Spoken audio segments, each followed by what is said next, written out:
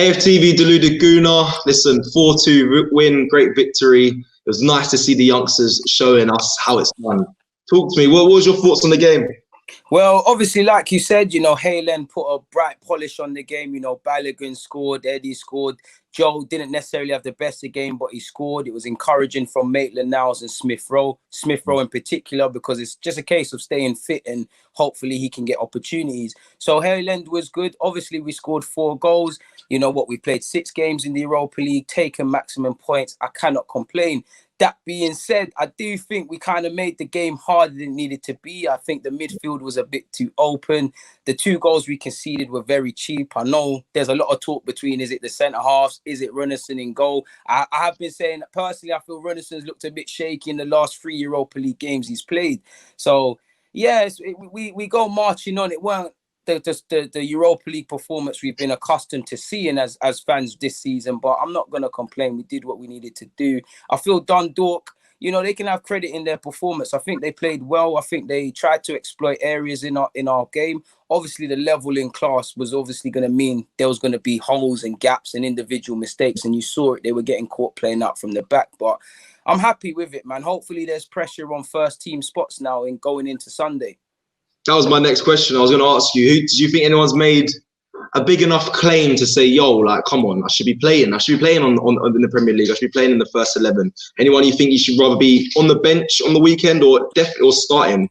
So any players Balogun's got to be involved on the bench. I know fans are going to say with Aubameyang start him and stuff. Let's not put too much pressure on the young man's shoulders because fans do this. We don't. As much as I think he's great, I think he's got hold-up play, movement. He can score, he can assist. He had a good cameo today, but we don't know what we're going to get from 10 games, and I think it's unnecessary to place that pressure. That being said, I can't understand how you've got 3 strikers in the first team who are not scoring. You might as well bring this young man. He's got a point to prove. Play it, put him on the bench. Would like to say that with Smith-Rowe. For me as well, I know people like to bash Bellerin and get at Bellerin, and he's a scapegoat at times, even though he is poor. But the way Cedric kind of played and Maitland-Niles down the left, he looked good with Smith-Rowe. You're thinking, why can't both of them put pressure on Bellerin's spot? Why is Bellerin starting ahead of them? But saying that, we were saying this last week. We were saying, should Nelson get a goal? I would like to see El Nene start on Sunday as well, but I don't think this is going to change too much in Arteta's thinking. He's got his 11 on Sunday, really. Yeah, that frustrates me, if I'm honest, Deluded. I know it's annoying, innit? Because you think like, Emil Smith-Rowe done well. Aziz, when he come on, I think he's next, bro. You must understand like the way he's dropping shoulders and very polished. It's mad. Like we haven't got that in our 11 in the Premier League, but obviously it's a big jump. But I think alongside someone like El Neni or when Partey returns, I think these players will thrive. I know it's hard to ask of a young players to do that, but it'd be nice to see them, especially when our first team aren't doing well. The likes Bellerin, the Xhakas, and even our strikers, bro. You know what I mean? Facts. Yeah. So that's. Hopefully, we see a bit more of them going forward on this weekend. Also, I want to talk about Burnley, bro. We got Burnley this weekend. Like, how are you feeling, bro? You confident, or as a fan, what are you feeling, bro? Well, it's down to the players to restore confidence. It's all fun and games winning in the Europa League. We won in the Europa League last week, and then you saw what happened the following Sunday.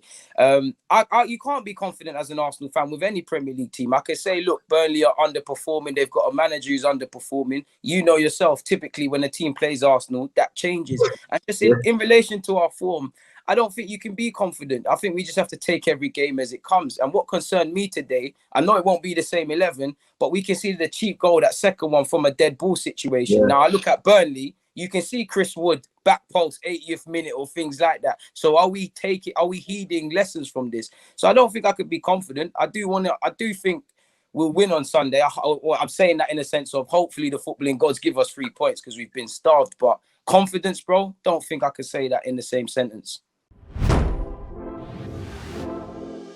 This video is brought to you by eToro. Now, you may have seen that eToro sponsor a number of Premier League clubs, and you might be wondering, who are they?